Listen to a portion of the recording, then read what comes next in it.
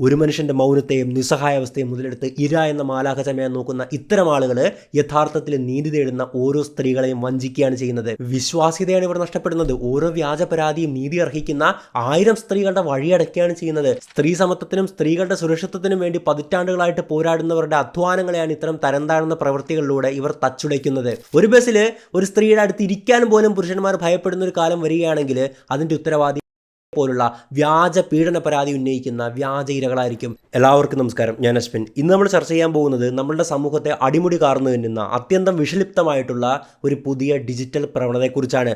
Social മീഡിയയിൽ കുറച്ച് റീച്ചും ലൈക്കും കിട്ടാനൊക്കെ വേണ്ടിയിട്ട്, അല്ലെങ്കിൽ വെറും ഒരു ഇൻസ്റ്റാഗ്രാം ഇൻഫ്ലുവൻസറായിട്ട് വിലസാൻ വേണ്ടിയിട്ട് നിരപരാധികളായിട്ടുള്ള പുരുഷന്മാരുടെ ജീവിതം പിച്ചി ചീന്തുന്ന ഒരുതരം ഡിജിറ്റൽ ഗുണ്ടായിസം നമ്മുടെ നാട്ടിൽ വലിയ രീതിയിൽ പടരുകയാണ്.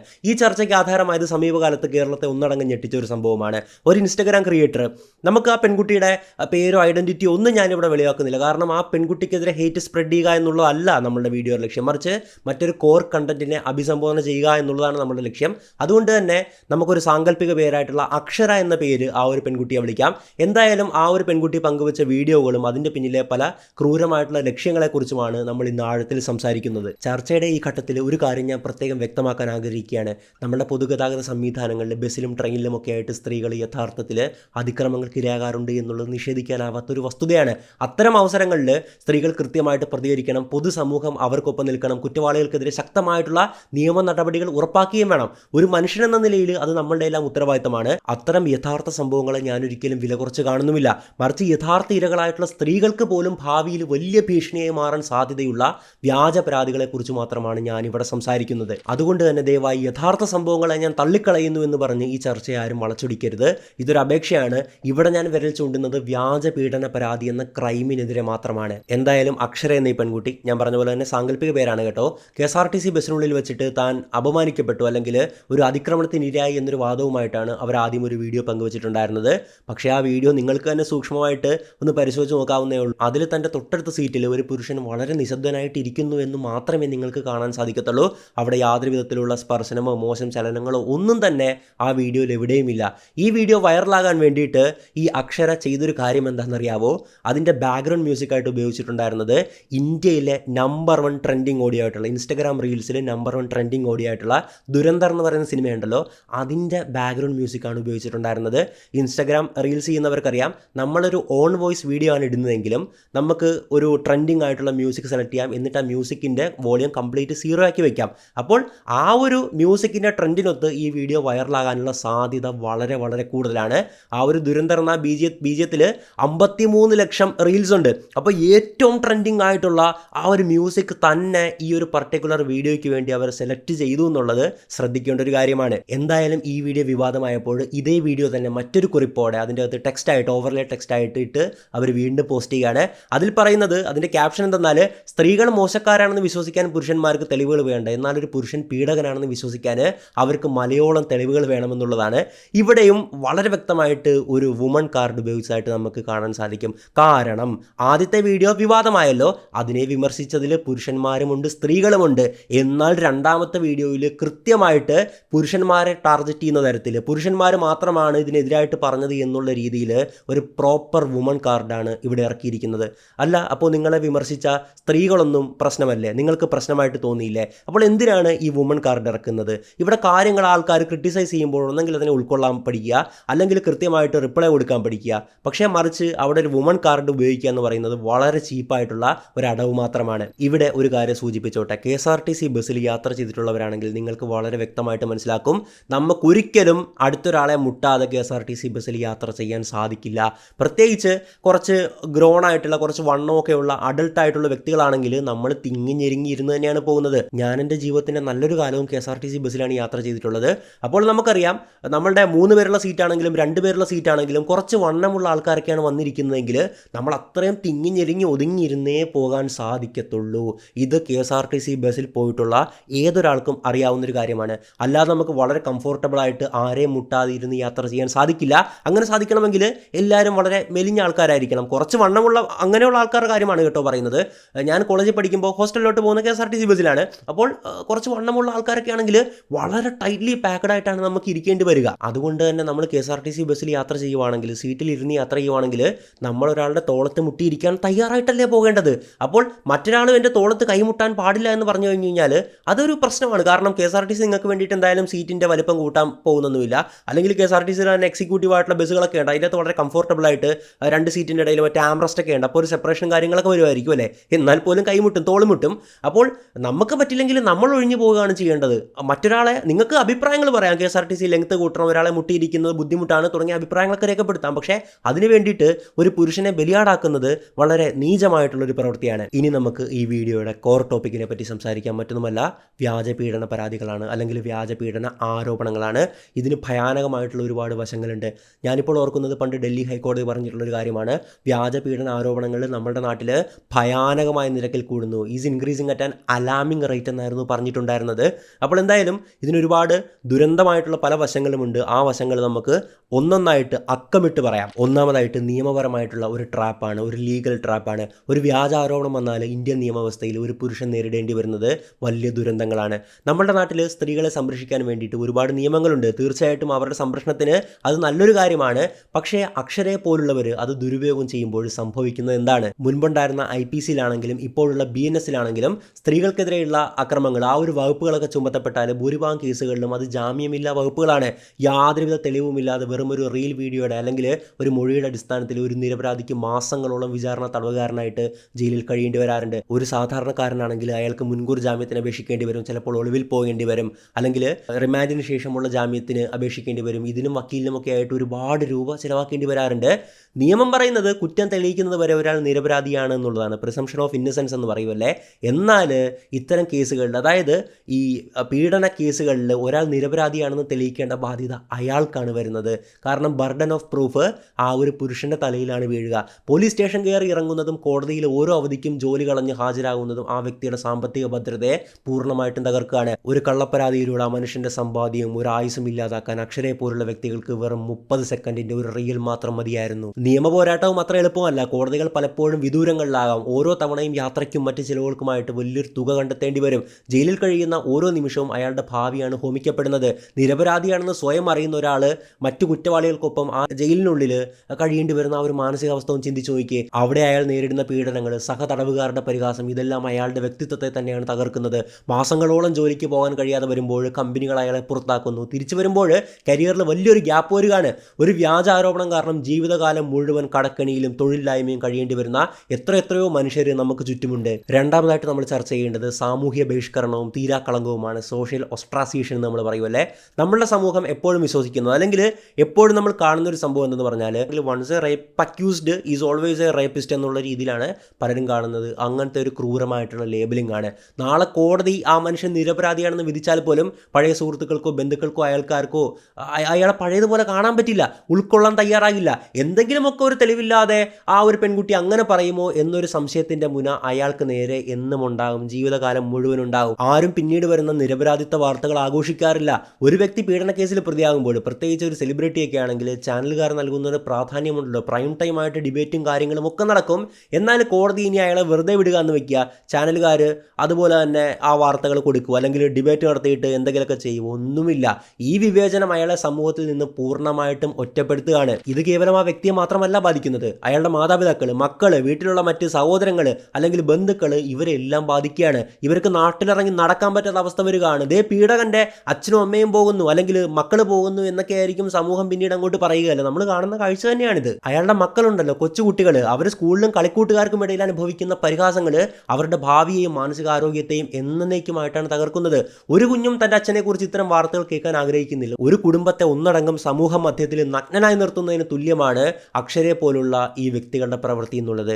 ഈ സാമൂഹ്യ ബഹിഷ്കരണം താങ്ങാൻ വയ്യാതെ എത്രയോ പേര് ആത്മഹത്യയുടെ വഴി തിരഞ്ഞെടുത്തിട്ടുണ്ട് എന്ന് നമ്മൾ ഓർക്കണം. നീതി ലഭിക്കാൻ വൈകും തോറും ഓരോ ദിവസവും അയാൾ മരിച്ചു ജീവിക്കുകയാണ്. ഈ വ്യാജ ആരോപണങ്ങളുടെ മറ്റൊരു വശം നിങ്ങൾ ചിന്തിച്ചിട്ടുണ്ടോ? ഒരു മനുഷ്യൻ്റെ മാനസികാരോഗ്യം. അക്ഷരയെ പോലുള്ളവർക്ക് ഒരു വീഡിയോ പോസ്റ്റ് ചെയ്യുമ്പോൾ അവരുടെ ലക്ഷ്യം എന്നത് വെറും വ്യൂസ് മാത്രമാണ്, അല്ലെങ്കിൽ വൈറലാകുക, ഫോളോവേഴ്സ് കൂടുക എന്നൊക്കെയുള്ളതാണ്. എന്നാൽ ആ വീഡിയോയ്ക്ക് താഴെ വരുന്ന ഓരോ കമൻറ്റും ആ വ്യക്തിയുടെ നെഞ്ചിലേക്ക് അടിക്കുന്ന ആണികളാണ്. ഇവനെ തൂക്കിക്കൊല്ലണം, ഇവൻ്റെ മുഖത്ത് കരിയോലൊഴിക്കണം എന്നൊക്കെ പോകുന്ന ഒരുപാട് സൈബർ ബുള്ളിങ് നമ്മൾ കാണാറുണ്ടല്ലേ. നമ്മളിതിനെ വിക്ടിം പ്ലേയിങ് എന്ന് വിളിക്കും. ഒരു വിക്ടിം കാർഡ്. താനൊരു ഇരയാണെന്ന് ലോകത്തെ വിശ്വസിപ്പിക്കാൻ അവർ നടത്തുന്ന ഒരു അഭിനയം. യഥാർത്ഥത്തിൽ ആ ഒരു അഭിനയം ഒരു പുരുഷനെ മാനസികമായിട്ട് തകർക്കുകയാണ്. ഒരാൾ ചെയ്യാത്ത തെറ്റിന് ലോകം മുഴുവൻ തന്നെ വേട്ടയാടുന്നത് കാണുമ്പോൾ ഉണ്ടാകുന്ന ഒരു ട്രോമ ഉണ്ടല്ലോ അത് നമുക്ക് വിവരിക്കാൻ പറ്റാത്തതാണ്. ഉറക്കമില്ലാത്ത രാത്രികൾ, ഭക്ഷണം കഴിക്കാൻ പോലും തോന്നാത്ത അവസ്ഥ, എന്തിന് കണ്ണാടിയിൽ സ്വന്തം മുഖം നോക്കാൻ പോലും ഭയപ്പെടുന്ന സാഹചര്യം, ഇതൊരു തരം സ്ലോ പോയിസണിംഗ് ആണ്. അതായത് ആ മനുഷ്യൻ ജീവിച്ചിരിക്കുമ്പോഴും ആത്മാവ് മരിച്ചു പോയിട്ടുള്ള ഒരു നമ്മൾ ജീവശവമായി മാറുന്നു എന്നൊക്കെ പറയത്തില്ലേ, അങ്ങനത്തെ ഒരു അവസ്ഥയിലേക്ക് പലരും തള്ളപ്പെടാറുണ്ട്. അക്ഷരയെ പോലുള്ളവർ സ്വന്തം ഫോണിൽ ഇൻസ്റ്റാഗ്രാം നോട്ടിഫിക്കേഷൻ കണ്ടിച്ചിരിക്കുമ്പോൾ അവിടെ ഒരു മനുഷ്യനുണ്ടല്ലോ തൻ്റെ ജീവിതം അവസാനിപ്പിക്കാൻ വേണ്ടിയിട്ട് ഒരു മുഴം കയറുണ്ടല്ലോ അത് തിരഞ്ഞുകൊണ്ടിരിക്കുകയായിരിക്കും. ഈ മാനസിക പീഡനത്തിന് ആര് സമാധാനം പറയും? ആരും വരില്ല. മറിച്ച് ആ മനുഷ്യൻ നീറി ജീവിതകാലം മൊത്തം അതനുഭവിച്ച് തീർത്ത് നരകിച്ച് ജീവിക്കേണ്ടി വരും. ഒരു മരിച്ച് ജീവിച്ച ഒരു ജീവശമമായിട്ട് എന്നൊക്കെ പറയത്തില്ല, അതുപോലെ തന്നെ ഒരവസ്ഥയിലേക്ക് അവർ തള്ളപ്പെടും. ഇനി ഇതിൻ്റെ നാലാമത്തെ ഒരു ഭയാനകമായിട്ടുള്ള വശമാണ് മറ്റൊന്നുമല്ല, ഒരു ഡിജിറ്റൽ ഫുട് പ്രിൻറ്റിൻ്റെ ആഘാതമാണ്. ഒരു പെർമനൻറ്റ് ഡിജിറ്റൽ സ്റ്റെയിൻ എന്ന് നമുക്ക് വിളിക്കാൻ പറ്റും. അതായത് ഒരു വാർത്ത വരുമ്പോൾ ഈ ന്യൂസ് പോർട്ടലുകളുണ്ടല്ലോ, ഓൺലൈൻ പോർട്ടലുകളായാലും നമ്മളുടെ സാധാരണ മാധ്യമങ്ങളായാലും അവർ നൽകുന്നൊരു ഹൈപ്പ് ഉണ്ടല്ലോ. ഞാൻ പറഞ്ഞ പോലെ തന്നെ ഒരു സെലിബ്രിറ്റിയൊക്കെ ആണെങ്കിൽ പ്രൈം ടൈം ഡിബേറ്റ് ആയിട്ടായിരിക്കും അല്ലേ പോകുന്നത്. പക്ഷേ പിന്നീട് വിധി വരുമ്പോൾ ഒരു അവഗണനയാണ് അവർ നടത്തുന്നത്. കാരണം അവർ കുറേ കുട്ടിക്ക് ഒഴിച്ചിട്ട് പിന്നീട് വിധി നിരപരാധിയായിട്ട് പ്രഖ്യാപിച്ചു എന്ന് അവർ തന്നെ കൊടുക്കാൻ മടിക്കും. എന്തായാലും നിങ്ങൾ അങ്ങനെ ഒരു ആരോപണം വന്ന മനുഷ്യൻ്റെ പേര് ജസ്റ്റ് ഒന്ന് ഗൂഗിളിൽ തിരഞ്ഞു നോക്ക്, എന്തായിരിക്കും വരുന്നത്? മറ്റൊന്നുമല്ല, ലൈംഗിക അതിക്രമി എന്നായിരിക്കും അല്ലേ. ആ ഒരു ടാഗോട് കൂടിയിട്ട് പഴയ വീഡിയോസും വാർത്തകളും ഒക്കെ തന്നെയായിരിക്കും ഗൂഗിളിലും യൂട്യൂബിലൊക്കെ വരുന്നത്. അതായത് സോഷ്യൽ മീഡിയ സെൻസേഷണലിസം ആ മനുഷ്യനെ ലോകാവസാനം വരെ വേട്ടയാടും. നമ്മൾ മരിച്ച് മണ്ണടിഞ്ഞ് ലോകമുള്ളത് വരെ, ഇൻ്റർനെറ്റ് ഉള്ളത് വരെ ആ മനുഷ്യൻ്റെ പേര് നമ്മൾ യൂട്യൂബിലോ ഗൂഗിളിലോ ഒക്കെ തിരഞ്ഞു കഴിഞ്ഞാൽ ആദ്യം വരാൻ പോകുന്നത് യുവതിയെ പീഡിപ്പിച്ച അല്ലെങ്കിൽ ക്രൂര ബലാത്സംഗം നടത്തിയ ഇന്നാൾ അറസ്റ്റിൽ എന്ന് പറയുന്ന വാർത്തയായിരിക്കും. ഒന്ന് ചിന്തിച്ചു നോക്ക്. നമ്മൾ മരിച്ചു കഴിഞ്ഞാൽ പോലും നമ്മളുടെ കുടുംബത്തിന് അതുകൊണ്ടുണ്ടാകുന്ന നാണക്കേട് പറഞ്ഞറിയിക്കാൻ പറ്റാത്തൊരു കാര്യമാണ്. കോടതി നിരപരാധിയായിട്ട് പ്രഖ്യാപിച്ചാലും ഈ വാർത്തകളൊക്കെ ആരെങ്കിലും അവിടെ നിന്ന് റിമൂവ് ചെയ്യുമോ? ഇല്ല, എവിടെയെങ്കിലൊക്കെ ആയിട്ട് ഈ വാർത്തകൾ കാണുമല്ലേ. ഒരു പുതിയ ജോലിക്ക് അപേക്ഷിക്കുമ്പോഴോ വിദേശത്ത് പോകാൻ ക്ലിയറൻസ് നേടുമ്പോഴോ എന്തിന് ഒരു വിവാഹാലോചന വരുമ്പോൾ പോലും ഈ വ്യാജ വാർത്തകൾ അയാളുടെ വഴി തടയുകയാണ്. ഇന്നൊരാളെക്കുറിച്ച് അറിയാൻ നമ്മൾ ആദ്യം ചെയ്യുന്നത് എന്താണ്? അയാളുടെ പേര് ഗൂഗിളിൽ നോക്കുക എന്ന് തന്നെയാണല്ലേ. അക്ഷരെ പോലുള്ളവർ റീച്ചിന് വേണ്ടി ഉണ്ടാക്കിയ ആ ഒരു അസംബന്ധം അവിടെ തന്നെ കാണും. ഇൻ്റർനെറ്റ് ഉള്ളിടത്തോളം കാലം ഇതുപോലുള്ള ഓരോ മനുഷ്യർ ആ കുറ്റകൃത്യത്തിൻ്റെ നിഴലിൽ തന്നെ ജീവിക്കേണ്ടി വരും. ലോകാവസാനം വരെ ആ കറമായത്തില്ല എന്ന് പറയുമ്പോൾ അതിൻ്റെ ഗൗരവം നമ്മൾ മനസ്സിലാക്കണം. അതാണ് ഞാൻ പറഞ്ഞത്, ഒരു പെർമനൻറ്റ് സ്റ്റെയിൻ, ഒരു മായാത്ത കറ പോലെ അതിങ്ങനെ കിടക്കുകയാണ്. ഒരു വ്യക്തിയെക്കുറിച്ച് തെറ്റായ വിവരങ്ങൾ പ്രചരിപ്പിക്കുന്നത് നിസ്സാരമായി കാണുന്ന അക്ഷരയെ പോലുള്ളവർ ഓർക്കണം, ഡിജിറ്റൽ ലോകത്ത് ഒന്നും നശിക്കത്തില്ല. 10 വർഷം കഴിഞ്ഞ് ആ മനുഷ്യൻ്റെ കുട്ടികൾ സോഷ്യൽ മീഡിയ ഉപയോഗിക്കുമ്പോൾ തൻ്റെ അച്ഛനെക്കുറിച്ച് കാണുന്ന ആ ഒരു വീഡിയോസ്, ആ ഒരു വാർത്ത അവരെ എത്രത്തോളം തളർത്തും. അക്ഷരയെ പോലുള്ളവർക്ക് വേണ്ടത് വെറും റീച്ചാണ്. പക്ഷേ ആ മനുഷ്യൻ അത് ജീവിതകാലം മുഴുവൻ അനുഭവിക്കേണ്ടി വരുന്ന അല്ലെങ്കിൽ എത്തിച്ചേരുന്ന ഒരു നരകമാണ്. ഇനി നമുക്ക് ഇന്ത്യയെ ഞെട്ടിച്ച സമാനമായിട്ടുള്ള കേസുകളിലേക്ക് പോകാം. അതിൻ്റെ ലിസ്റ്റ് എടുക്കുവാണെങ്കിൽ 100 കണക്കിനുണ്ടാകും. പക്ഷേ ഞാൻ പറയുന്നത് 2-3 മാത്രമാണ്. എന്തായാലും ഒന്ന് നോക്കുവാണെങ്കിൽ 2021 ബംഗളൂരു നടന്നിട്ടുള്ള ഒരു സംഭവമാണ്. അതിനെപ്പറ്റിയിട്ട് ഞാനൊന്ന് ഡീറ്റെയിൽ ആയിട്ട് വീഡിയോ ചെയ്തിട്ടുണ്ടായിരുന്നു. ആ ഒരു സൊമാറ്റോ കേസ് അല്ലേ, ആ വീഡിയോ കൊണ്ട് ആരും തന്നെ കേസ് മറന്നിട്ടുണ്ടാകത്തില്ല. ഹിതേഷ ചന്ദ്രാനി എന്ന് പറയുന്ന ഒരു ഇൻസ്റ്റാഗ്രാം ക്രിയേറ്റർ, ഇതുപോലെ തന്നെ അക്ഷരയെ പോലെ തന്നെ ഒരു ക്രിയേറ്ററാണ്. അവർ പെട്ടെന്ന് ഒരു ലൈവിൽ വന്ന് കരഞ്ഞ് നിലവിളിച്ചുകൊണ്ട് പറയുകയാണ്, ഒരു സൊമാറ്റോ ഡെലിവറി ഫുഡ് ഡെലിവറി ചെയ്യാൻ വരുന്ന പയ്യനുണ്ടല്ലോ, എന്നെ ആക്രമിച്ചു, മൂക്ക് പൊട്ടിയിരിക്കുന്ന വീഡിയോ ഒക്കെ ആയിട്ടായിരുന്നു വന്നിട്ടുണ്ടായിരുന്നത്. മില്യൺസ് ഓഫ് വ്യൂസ് ആണ് പോയിട്ടുണ്ടായിരുന്നത്. ഫുള്ള് കമൻറ്റിലൊക്കെ അയാളെ തെറിവിളിച്ചും ഞാൻ പറഞ്ഞ പോലെ തന്നെ അയാളെ കൊല്ലണം, വെട്ടിക്കൊല്ലണം അങ്ങനെയൊക്കെ പറഞ്ഞിട്ടുള്ള ഫുൾ അസഭ്യവും കാര്യങ്ങളും ഒക്കെ തന്നെയായിരുന്നു. എന്തായാലും ക്രൂരമായിട്ട് കാമരാജ് എന്നുള്ളതായിരുന്നു ആ സൊമാറ്റോ ഡെലിവറി ബോയുടെ പേര്, എൻ്റെ ഓർമ്മ ശരിയാണെങ്കിൽ.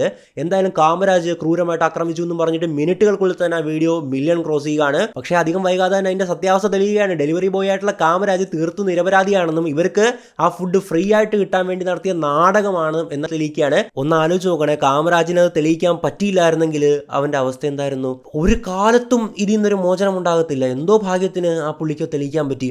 അപ്പോൾ ഇത് ഭയാനകമാണ്. തീർത്തും കാമരാജിനെ നമ്മൾ ഇന്ത്യ മൊത്തത്തിൽ അയാളെ ഓരോന്നും പറഞ്ഞിങ്ങനെ അഭിസംബോധന ചെയ്യുകയാണ്. നിന്റെ അങ്ങോട്ട് കൊല്ലണം, ഇവനെ കൊല്ലണം, അങ്ങനെ വെട്ടണം എന്നൊക്കെ പറഞ്ഞിട്ട്. കാരണം ഒരു പെണ്ണ് മൂക്ക് ഇടിച്ച് പൊട്ടിച്ച് ചോര ഒലിപ്പിച്ച് നിൽക്കുന്ന വീഡിയോ ആയിട്ടായിരുന്നു ഈ ഹിതേഷി എന്ന് പറഞ്ഞ താടകം വന്നിട്ടുണ്ടായിരുന്നത്. അപ്പോൾ അതൊരു കേസാണ്. അതുപോലെ തന്നെ ജസ്ലീൻ കൗർ കേസ് പലപ്പോഴും നിങ്ങൾ കേട്ടിട്ടുണ്ടാകുമല്ലേ. സർവജീത് സിംഗ് എന്ന യുവാവ് ഒരു ട്രാഫിക് സിഗ്നൽ വെച്ചിട്ട് തന്നെ ശല്യം ചെയ്തു എന്ന് പറഞ്ഞിട്ട് ഒരു ജസ്ലീൻ എന്ന് പറയുന്ന ഒരു പെണ്ണ് ആരോപിക്കുകയാണ്. സോഷ്യൽ മീഡിയ മൊത്തം അയാൾ ക്രൂരമായിട്ടുള്ള ആക്രമണത്തിന് ഇരയാകുകയാണ്. അയാളുടെ ജീവിതത്തിലും അയാളുടെ കുടുംബം, ബന്ധങ്ങൾ, അയാളുടെ സുഹൃത്തുക്കൾ, സമൂഹത്തിൽ റേപ്പിസ്റ്റ് ആയല്ലോ അല്ലേ. എന്തായാലും 6 വർഷം നീണ്ട നിയമ പോരാട്ടത്തിനൊടുവിൽ അയാൾ നിരപരാധിയാണെന്ന് കോടതി വിധിക്കുകയാണ്. പക്ഷേ 6 വർഷം കൊണ്ട് അയാളുടെ കരിയറും യൗവനവും ഒക്കെ ആ പെൺകുട്ടി ഒരു ആരോപണത്തിൻ്റെ മേൽ ഹോമിച്ച് കളയുകയാണ്. ആ പെൺകുട്ടി പിന്നീട് വിദേശത്തേക്ക് കടക്കുകയാണ്. പക്ഷേ സർവജീത് സിംഗ് ഇന്ത്യയിലെ കോടതികൾ നീതിക്കായിട്ട് അലയുകയായിരുന്നു. അതായത് കേസ് കൊടുത്തിട്ട് ഇവളങ്ങോട്ട് പോയി, ഇവൾക്ക് പോയി സുഖമായിട്ട് ജീവിക്കാം. പക്ഷേ ഇയാളുണ്ടല്ലോ കോടതി കയറി ഇറങ്ങി നല്ലൊരു ആയുസിൽ നല്ല ഭാഗം ഇതിന് വേണ്ടിയിട്ട് കളയേണ്ടി വന്നു. ഒന്നാലോചിച്ച് നോക്കുക, എന്ത് ഭയാനകമായിട്ടുള്ളൊരവസ്ഥയാണല്ലേ. അതോടൊപ്പം അക്ഷരയെ പോലെ സമാനമായിട്ട് ബസ്സിൽ നടന്നിട്ടുള്ളൊരു വ്യാജ പീഡന പരാതി ഉണ്ടായിരുന്നു. വളരെ സെൻസേഷണൽ ആയിരുന്നു. മറ്റൊന്നുമല്ല, റോത്തക് സിസ്റ്റേഴ്സ് കേസാണല്ലേ, ഏറ്റവും നല്ല ഉദാഹരണമാണ്. അതായത് അവരെ ബസ്സിൽ ആക്രമിച്ചു, അങ്ങനെ ഇങ്ങനെയൊക്കെ പറഞ്ഞിട്ട് വലിയ പ്രശ്നങ്ങളിലേക്ക് പോവുകയാണ്. ആ ഒരു പയ്യന്മാർ ആകെ കുടുങ്ങുകയാണ്. എന്തായാലും CCTV ദൃശ്യങ്ങൾ വന്നപ്പോൾ അവർ കള്ളം പറയുകയാണെന്ന് ലോകം അറിയുകയാണ്. ഇതെല്ലാം കാണിക്കുന്നത് സോഷ്യൽ മീഡിയ ട്രയലുകൾ എത്രത്തോളം അപകടകരമാണെന്നുള്ളതാണ്. സോഷ്യൽ മീഡിയ മാത്രമല്ല, ഇവരൊക്കെ കേസിൽ കുടുങ്ങി നരക ജീവിതം അനുഭവിച്ച് വർഷങ്ങളോളം ഇവർ തെളിയിക്കാൻ പറ്റിയില്ലെങ്കിലൊന്ന് ആലോചിച്ച് നോക്കി, എന്ത് ഭീകരമാണ് അവരുടെ അവസ്ഥ. അപ്പോൾ ഞാൻ പറഞ്ഞ പോലെ തന്നെ ദയവായിട്ട് ഇത് കാണുന്ന ആരും, നിങ്ങൾക്കൊരാൾക്കെതിരെ ദേഷ്യം ഉണ്ടെങ്കിൽ ഒരാളെ പോയി 2 ഇടിയിടിച്ചാലും കുഴപ്പമില്ല. പക്ഷെ മറിച്ച് ഞാൻ അങ്ങനെ ക്രൈമിനെ പ്രോത്സാഹിപ്പിക്കാനല്ല പറഞ്ഞത്. ആസ് കമ്പേർഡ് ടു ഒരു വ്യാജ പീഡന പരാതി എന്ന് പറഞ്ഞുകൊണ്ടല്ലോ ഒരാളുടെ ജീവിതം മൊത്തം ഇല്ലാണ്ടാക്കും, അയാളുടെ കുടുംബ ബന്ധങ്ങൾ തകരും, സമൂഹത്തിൽ അയാൾ ഒരു റേപ്പിസ്റ്റായിട്ട് എല്ലാവരും കല്ലെറിയില്ലേ. അത് ചെയ്യരുത് ദയവായിട്ട്, വലിയൊരു അപേക്ഷയാണ്. ഞാൻ വീണ്ടും പറയുകയാണ്, ഞാൻ പറയുന്നത് യഥാർത്ഥമായിട്ടുള്ള സംഭവങ്ങളെ പറ്റിയിട്ടല്ല. യഥാർത്ഥമായിട്ട് സ്ത്രീകൾ അതിക്രമം ഇരയാകാറുണ്ട് ധാരാളമായിട്ടല്ല, അതിനെപ്പറ്റിയല്ല ഞാൻ അഡ്രസ്സ് ചെയ്യുന്നത്. അത് അവർക്കൊപ്പം തന്നെയാണ് നമ്മളെന്നും. പക്ഷേ ഞാൻ അഡ്രസ്സ് ചെയ്യുന്നത് വ്യാജ പീഡന പരാതി എന്ന ക്രൈമിനെ പറ്റി മാത്രമാണ്. എന്തായാലും നമ്മുടെ യുവതലമുറ എങ്ങോട്ടാണ് പോകുന്നത് എന്നാണ് ഈ സംഭവം നമ്മളെ ഓർമ്മിപ്പിക്കുന്നത്. മുൻപൊക്കെ ഒരു കള്ളം പറയാൻ ആൾക്കാർക്ക് ഭയമായിരുന്നു. എന്നാൽ ഇന്ന് പബ്ലിസിറ്റിക്ക് വേണ്ടിയിട്ട് എന്ത് അസംബന്ധവും വിളിച്ച് പറയാം, എന്ത് വൃത്തികേടുകളും ഓൺലൈനിൽ വന്ന് കാണിക്കാമെന്ന് പറയുന്ന ഒരവസ്ഥ വന്നിരിക്കുകയാണ്. ഇതിനെ നമുക്ക് അറ്റൻഷൻ എക്കോണമി എന്ന് വിളിക്കാം. ഓഡിയൻസ് ആയിട്ടുള്ള നിങ്ങളുടെ ശ്രദ്ധ പിടിച്ചു പറ്റാൻ അവർ ആരെയും ബലി കൊടുക്കും. അക്ഷര എന്ന ക്രിയേറ്റർ ചെയ്തത് വെറും ഒരു പോസ്റ്റ് അല്ല, അത് വളരെ പ്ലാൻ ചെയ്തിട്ടുള്ള ഒരു കണ്ടന്റാണ്. ആ വീഡിയോ എഡിറ്റ് ചെയ്യുമ്പോൾ ഇൻസ്റ്റാഗ്രാമിൽ എഡിറ്റ് ഓപ്ഷൻ ഉണ്ടല്ലോ, അവിടെ പോയിട്ട് ഇന്ത്യയിലെ നമ്പർ 1 ട്രെൻഡിങ് ഓഡിയോ ആയിട്ടുള്ള ദുരന്തറിൻ്റെ മ്യൂസിക് ആഡ് ചെയ്ത് ആ മ്യൂസിക്കിൻ്റെ ഓഡിയോ ബാർ താഴത്തോട്ട് വലിച്ച് 0 ആക്കിയിട്ട് കൃത്യമായിട്ടുള്ള ക്യാപ്ഷനോടെയും ഹാഷ്ടാഗൊക്കെ ഇട്ട് വളരെ വ്യക്തമായിട്ട് തന്നെയാണ് പോസ്റ്റ് ചെയ്തിരിക്കുന്നത്. കാരണം അവർക്കറിയാം ഈ കണ്ടന്റ് വലിയൊരു പൊട്ടിത്തെറി ഉണ്ടാക്കുമെന്ന്. അറിഞ്ഞുകൊണ്ടൊരു വ്യക്തിയെ നശിപ്പിക്കാൻ തുനിയുന്ന ഈ മനോഭാവം ഒരു ക്രിമിനൽ ഗൂഢാലോചന തന്നെയാണ്. 5ാമതായിട്ട് നമ്മൾ സംസാരിക്കേണ്ടത് അക്ഷരയെ പോലുള്ളവരുടെ ക്രിമിനൽ മൈൻഡ് സെറ്റിനെ കുറിച്ചാണ്. റീച്ചിന് വേണ്ടിയിട്ട് ഒരു നിരപരാധിയെ റേപ്പിസ്റ്റ് എന്ന് വിളിക്കാൻ ഇവരെ പോലുള്ളവർക്ക് ഒരു ഉളുപ്പുമില്ല, അല്ലെങ്കിൽ ഒരു മടിയുമില്ലാതെയാണ് അവർക്ക് വിളിക്കുന്നത്. പക്ഷേ നിങ്ങൾ മനസ്സിലാക്കുക, നിങ്ങൾക്ക് അതിനുള്ള യാതൊരുവിധ അവകാശവുമില്ല. അക്ഷര ഉപയോഗിച്ച തന്ത്രങ്ങളുണ്ടല്ലോ, ബുദ്ധിയല്ല കുടില ബുദ്ധി എന്നൊക്കെ നമ്മൾ വിളിക്കുമല്ലേ. ട്രെൻഡിങ് മ്യൂസിക് ഇടുക, അത് വിമർശിച്ചപ്പോൾ എന്താ ചെയ്തത്, വുമൺ കാർഡ് ഇറക്കി. ആ ഒരു വീഡിയോയിൽ സ്ത്രീകളും അവരെ വിമർശിച്ചിട്ടുണ്ടായിരുന്നു. പക്ഷെ ഇവരെന്ത് ചെയ്തു, നേരെ പുരുഷന്മാർ മാത്രമാണ് തന്നെ വിമർശിക്കുന്നത്. അതുകൊണ്ട് അവരെ പുരുഷന്മാരെ ഒന്നടങ്കം പരിഹസിച്ചുകൊണ്ട് അതേ വീഡിയോ തന്നെ വീണ്ടും ഓവർലേ ടെക്സ്റ്റായിട്ട് ഇറക്കുകയാണ്. ഇത് നീതിക്ക് വേണ്ടിയുള്ള പോരാട്ടമൊന്നുമല്ല, മറിച്ച് പബ്ലിസിറ്റിക്ക് വേണ്ടിയുള്ള അവരുടെ ഒരു ദാഹമുണ്ടല്ലോ, അതാണ് കാണിക്കുന്നത്. ഇതിനെ നമുക്ക് ക്രിമിനൽ മൈൻഡ് സെറ്റ് എന്ന് തന്നെ വിളിക്കാം. ഒരു മനുഷ്യന്റെ മൗനത്തെയും നിസ്സഹായാവസ്ഥയും മുതലെടുത്ത് ഇര എന്ന മാലാഖ ചമയാൻ നോക്കുന്ന ഇത്തരം ആളുകൾ യഥാർത്ഥത്തിൽ നീതി തേടുന്ന ഓരോ സ്ത്രീകളെയും വഞ്ചിക്കുകയാണ് ചെയ്യുന്നത്. കള്ളപ്പരാതികൾ കൂടുമ്പോൾ സമൂഹത്തിന് സ്ത്രീകളുടെ പരാതിയിലുള്ള വിശ്വാസമാണ് ഇല്ലാതാകുന്നത്. ഇത് യഥാർത്ഥ ഇരകൾക്ക് നീതി ലഭിക്കുന്നത് തടയാൻ കാരണമാകുന്നു. അക്ഷര ചെയ്തത് ആ മനുഷ്യനോട് മാത്രമല്ല, നമ്മളുടെ നീതിന്യായ വ്യവസ്ഥയോട് തന്നെ ചെയ്ത ഏറ്റവും വലിയ ക്രൂരതയാണ്. അതായത് നാളെ ബസ്സിലോ ട്രെയിനിലോ വെച്ചിട്ട് ഒരു പെൺകുട്ടി യഥാർത്ഥത്തിൽ ഉപദ്രവിക്കപ്പെട്ടാൽ അവൾ ഉറക്കക്കരഞ്ഞാൽ പോലും ആൾക്കാർ സംശയിക്കും, ഇത് പഴയ അക്ഷരയെ പോലുള്ള വല്ല റീൽസും എടുക്കലാണോ, ആണുങ്ങളെ റീച്ചിന് വേണ്ടിയിട്ട് ബലിയാടാക്കുവാണോ എന്ന് ആൾക്കാർ ചിന്തിച്ചു കഴിഞ്ഞാൽ നമ്മൾ സോഷ്യൽ മീഡിയ ഒന്ന് നിരീക്ഷിച്ചാൽ മനസ്സിലാകും ഈ മെൻറ്റാലിറ്റിയിൽ ഈ ഒരു മാറ്റം വലിയ രീതിയിൽ വന്നിട്ടുണ്ട്. അത് പ്രകടമാണ്. അത് ഉണ്ടാകാൻ പാടില്ല. കാരണം യഥാർത്ഥത്തിൽ നീതി തേടുന്ന സ്ത്രീകൾക്ക് നമ്മൾ കൂടെ നിൽക്കുകയാണ് വേണ്ടതല്ലേ. പക്ഷേ ഈ അക്ഷരയെ പോലുള്ളവർ കാരണം യഥാർത്ഥ സംഭവങ്ങൾ വരുമ്പോൾ പോലും അതിൻ്റെ ഇടയിൽ വരുന്ന കമൻറ്റ് ഇതുപോലെയാണ്, ഇവൾ വല്ല നാടകവും റീച്ചിന് വേണ്ടി ചെയ്യുന്നതെന്നൊക്കെ പറഞ്ഞുള്ള കമൻറ്റാണ്. ഏറ്റവും നല്ല ഉദാഹരണം നോക്കുകയാണെങ്കിൽ സവാദ് എന്ന് പറയുന്ന ഒരുത്തനുണ്ടായിരുന്നല്ലേ, KSRTC ബസ് ടാർഗറ്റ് ചെയ്ത് യാത്ര ചെയ്ത് അതിൽ ട്രാവൽ ചെയ്യുന്ന സ്ത്രീകളെ ആക്രമിക്കുകയാണ് ഇവൻ്റെ പതിവ്. സ്ത്രീകളുടെ ഇടയിൽ പോയിരിക്കുക, ബസ് കയറി ഇറങ്ങി മാറിക്കൊണ്ടിരിക്കും, സ്ത്രീകളെ ഒരു അടുത്ത ഇരയെ തേടിക്കൊണ്ടല്ലേ. അപ്പോൾ ഈ സവാദിൻ്റെ വിഷയം വന്നപ്പോൾ പോലും, അതായത് പക്ക ക്രിമിനലാണ്, പക്ക റേപ്പിസ്റ്റാണ്, അവൻ്റെ വിഷയം വന്നപ്പോൾ പോലും അതിൻ്റെ അടിയിൽ ഇവനെ ന്യായീകരിക്കാൻ ആൾക്കാരുണ്ടായിരുന്നു. അവൻ അങ്ങനെ ചെയ്തിട്ടുണ്ടോ, ഇങ്ങനെ ചെയ്തിട്ടുണ്ടോ തുടങ്ങിയ കാര്യങ്ങളൊക്കെ പറഞ്ഞിട്ട് ഒരുപാട് വിഷയങ്ങളായിരുന്നു. അവനെന്ന് പറഞ്ഞാൽ ഒരു ഹാബിച്വൽ ഒഫൻഡറാണ്, എന്നിട്ട് പോലും അവനെ മാലിട്ട് സ്വീകരിക്കാൻ വരെ ഇവിടെ ചില ആൾക്കാരുണ്ടായിരുന്നു എന്നൊക്കെ പറയുമ്പോൾ ഇത് ശരിക്കും പറഞ്ഞാൽ ഇതിലേക്കൊക്കെ നയിച്ചത് ഈ വ്യാജ പീഡന പരാതികൾ തന്നെയാണ്. അതായത് പീഡന പരാതിയിന്മേലുള്ള വിശ്വാസം ജനങ്ങൾക്ക് നഷ്ടപ്പെട്ടു തുടങ്ങിയിരിക്കുന്നു. വിശ്വാസ്യതയാണ് ഇവിടെ നഷ്ടപ്പെടുന്നത്. ഓരോ വ്യാജ പരാതിയും നീതി അർഹിക്കുന്ന 1000 സ്ത്രീകളുടെ വഴിയടക്കുകയാണ് ചെയ്യുന്നത്. സ്ത്രീ സമത്വത്തിനും സ്ത്രീകളുടെ സുരക്ഷിതത്വത്തിനും വേണ്ടി പതിറ്റാണ്ടുകളായിട്ട് പോരാടുന്നവരുടെ അധ്വാനങ്ങളെയാണ് ഇത്തരം തരം താഴ്ന്ന പ്രവൃത്തികളിലൂടെ ഇവർ തച്ചുടയ്ക്കുന്നത്. പുരുഷ വിദ്വേഷം വളർത്തുന്നതിലൂടെ ഇവരുണ്ടാക്കുന്ന ഒരു ലിംഗപരമായിട്ടുള്ള വിടവുണ്ട്, ഒരു ജെൻഡർ ഡിവൈഡ് എന്ന് പറയാല്ലേ. ഒരു ബസ്സിൽ ഒരു സ്ത്രീയുടെ അടുത്ത് ഇരിക്കാൻ പോലും പുരുഷന്മാർ ഭയപ്പെടുന്ന ഒരു കാലം വരികയാണെങ്കിൽ അതിൻ്റെ ഉത്തരവാദി അക്ഷരയെ പോലുള്ള വ്യാജ പീഡന പരാതി ഉന്നയിക്കുന്ന വ്യാജ ഇരകളായിരിക്കും. ഇവർ സ്ത്രീ സംരക്ഷകരൊന്നുമല്ല, മറിച്ച് സ്ത്രീകളുടെ പോരാട്ടങ്ങളെ പിന്നിൽ നിന്ന് കുത്തുന്നവരാണ്, കട്ടപ്പയാണ്. എന്തായാലും ഇത്തരം ക്രിമിനൽ ബുദ്ധിയുള്ള പ്രവണതകൾക്ക് നമ്മളിവിടെ പൂട്ടിടണം. നിയമം എന്നത് മറ്റുള്ളവരെ നശിപ്പിക്കാനുള്ള ആയുധമല്ല, മാത്രമല്ല നിരപരാധിയായ ഒരു മനുഷ്യനെ ഡിജിറ്റൽ കൊലപാതകം നടത്തിയ ഈ പെൺകുട്ടി കഠിനമായിട്ട് തന്നെ ശിക്ഷിക്കപ്പെടണം. അക്ഷരയെ പോലുള്ളവർക്ക് ഇര എന്ന മാലാഖ ചമയാൻ എളുപ്പമാണ്. പക്ഷേ ആ വ്യാജ ആരോപണത്തിൻ്റെ നിഴലിൽ ജീവിതം ഹോമിക്കേണ്ടി വരുന്ന മനുഷ്യൻ്റെ വേദന അത് അവർക്കൊരിക്കലും മനസ്സിലാകാൻ പോകുന്നില്ല. ഇവിടെ നമ്മുടെ നാട്ടിൽ ഒരു മാറ്റം അനിവാര്യമാണ്. വ്യാജ പരാതികൾ നൽകുന്നവർക്കെതിരെ നിലവിലുള്ള നിയമങ്ങൾ കൂടുതൽ കർക്കശമാക്കണം. അത് വളരെ വീക്കാണ്. വല്ല അപൂർവമായിട്ടാണ് വ്യാജപീഡന പരാതികൾ കൊടുക്കുന്ന സ്ത്രീകളെയൊക്കെ ശിക്ഷിക്കുന്നതല്ലേ. വ്യാജ ആരോപണം ഉന്നയിക്കുക, ഡീഫോമേഷൻ, അതുപോലെ തന്നെ കോടതിയെ തെറ്റിദ്ധരിപ്പിക്കുക, ഡിജിറ്റലായിട്ടുള്ള ഫേക്ക് എവിഡൻസ് ക്രിയേറ്റ് ചെയ്യുക, ഇതൊക്കെ നല്ല വകുപ്പുകൾ ചാർജ് ചെയ്ത് കൃത്യമായിട്ട് നിയമ നടപടികൾ കൈക്കൊള്ളണം. ഏതൊരു കോടതി വിധി ഉണ്ടായിരുന്നു, ആ പുരുഷൻ എത്രയാണോ തടവ് വ്യാജ പീഡന പരാതിന്മേൽ എത്ര ദിവസമാണോ തടവ് അനുഭവിച്ചത് അത്രയും ദിവസം ആ സ്ത്രീ ജയിലിൽ കിടക്കണം എന്നൊക്കെ പറയുന്ന വിധി ഉണ്ടായിരുന്നു. വളരെ നല്ലൊരു മാറ്റമാണ്. അതുപോലുള്ള നിയമപരമായിട്ടുള്ള ശാക്തീകരണം ഇവിടെ ആവശ്യമാണ്. വെറും ഒരു മാപ്പപേക്ഷയിൽ തീരേണ്ട ഒന്നല്ല ഇത്. സോഷ്യൽ മീഡിയ പ്ലാറ്റ്ഫോമുകൾ ഇത്തരം കണ്ടന്റുകൾ പ്രചരിപ്പിക്കുന്ന മുമ്പ് അതിന്റെ സത്യാവസ്ഥ പരിശോധിക്കാനുള്ള സംവിധാനങ്ങൾ കൊണ്ടുവരണം. കൂടാതെ ഒരു പരാതി വ്യാജമാണെന്ന് തെളിഞ്ഞാൽ ആ പരാതിക്കാരിയുടെ വിവരങ്ങൾ അതേ പ്രാധാന്യത്തോടെ പുറത്തു കൊണ്ടുവരാനും ആ ഒരു ഉത്തരവാദിത്വവും മീഡിയാസ് കാണിക്കണം. ഇരയാക്കപ്പെട്ട പുരുഷനുണ്ടായ സാമ്പത്തിക നഷ്ടവും മാനഹാനിയും നികത്താൻ ആ പെൺകുട്ടി ബാധ്യസ്ഥയായിരിക്കണം. എത്രയാണോ സാമ്പത്തികമായിട്ട് നഷ്ടമുണ്ടായത് അതൊക്കെ ആ പെൺകുട്ടി നികത്തണം.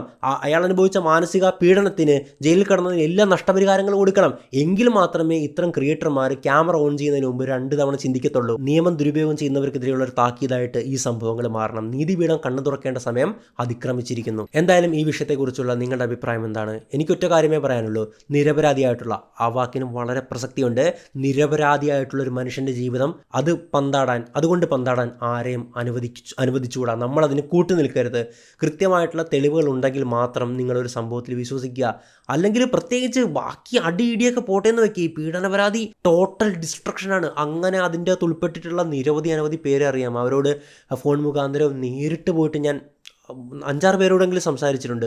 അവരുടെ ജീവിതം എങ്ങനെയാണ്, അവരനുഭവിച്ച പ്രശ്നങ്ങൾ കേട്ട് കഴിഞ്ഞാലുണ്ടല്ലോ നമ്മുടെ അത്രയും നമുക്ക് നെഞ്ചത്തൊരു കത്തിയെടുത്ത് കുത്തിയ പോലെയാണ് കേട്ട നമുക്ക്. അപ്പോൾ അവർ അനുഭവിച്ച ആ ഒരു നരകയാതന എന്ന് പറഞ്ഞ് എന്തായിരിക്കും? അപ്പോൾ നമ്മൾ ചെയ്യേണ്ടത് ഒന്ന് മാത്രമാണ്, യഥാർത്ഥ ആരോപണം, അതായത് യഥാർത്ഥത്തിൽ സ്ത്രീകൾ ഒരുപാട് ആക്രമിക്കപ്പെടാറുണ്ട് എന്നുള്ളത് സത്യമാണ്. കണക്കുകൾ പരിശോധിച്ചാൽ, വാർത്തകൾ നോക്കിയാൽ അറിയാമല്ലേ.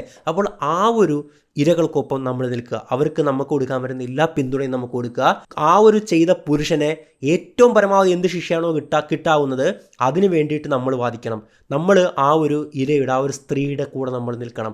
അതിൻ്റെ അകത്ത് യാതൊരു തർക്കവുമില്ല. ഞാൻ വീഡിയോ പറഞ്ഞു തുടങ്ങിയത് തന്നെ ഈ സംഭവം പറഞ്ഞുകൊണ്ടായിരുന്നല്ലേ.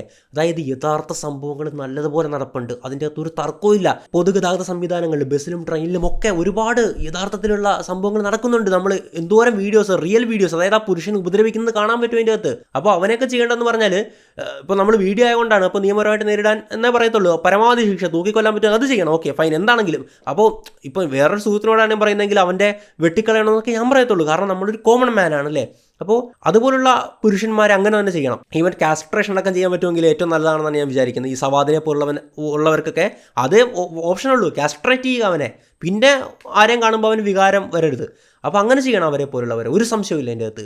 പക്ഷേ വ്യാജ പീഡന പരാതി ഉന്നയിക്കുന്നത് ആ ഒരു ക്രിമിനൽസിനെ പോലെ തന്നെ മറ്റൊരു ക്രൈമാണ്. 2 ക്രിമിനലുകളാണ്. അപ്പോൾ അതും നമ്മൾ ഗൗരവമായിട്ട് കാണണം. അതും മാത്രമേ ഞാൻ ഈ വീഡിയോ കൊണ്ട് ഉദ്ദേശിച്ചുള്ളൂ. അല്ലാതെ യഥാർത്ഥ പോരാട്ടങ്ങളെ ഒന്നും ഞാൻ തള്ളിപ്പറഞ്ഞിട്ടോ അവഗണിച്ചിട്ടോ ഒന്നുമില്ല, അതില്ലാന്ന് ഞാൻ പറയുന്നില്ല. അപ്പോൾ എന്തായാലും നിങ്ങളുടെ അഭിപ്രായങ്ങളൊക്കെ രേഖപ്പെടുത്തുക. മറ്റൊരു വീഡിയോയിലും മറ്റൊരു നല്ല വിഷയമായിട്ട് നമുക്ക് വീണ്ടും കാണാം. It's me Arjun Madappally signing out.